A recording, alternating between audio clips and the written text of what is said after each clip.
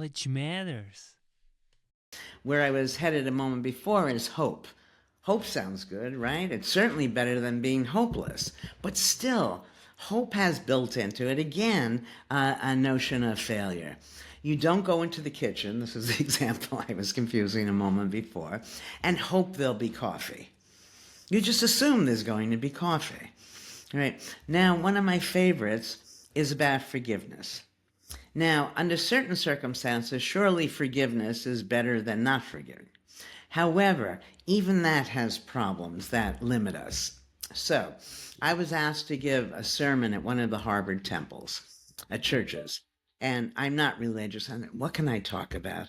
And I thought, okay, forgiveness sounds sort of relevant. I mean, it's not a godlike concept at any rate. So I started thinking about forgiveness.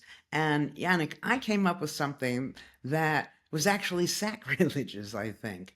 If you ask 10 people, is forgiveness good or bad? What are they going to tell you? Forgiveness is good.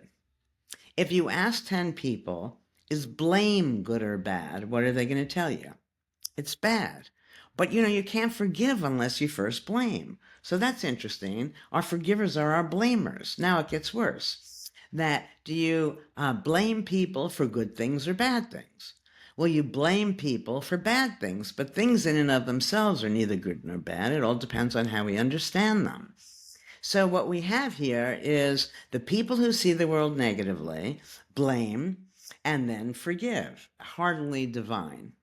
And so the alternative to all of this is to recognize that from the person's perspective who's doing whatever action, it makes sense or else they wouldn't do it. And so if we understand why they did what they did, there's no need to forgive. But certainly if you blame, you're better off forgiving. What I'm saying, there's an even better way of being. That's why knowledge matters. Make your life a masterpiece. Visit now programs.d-ykm.com.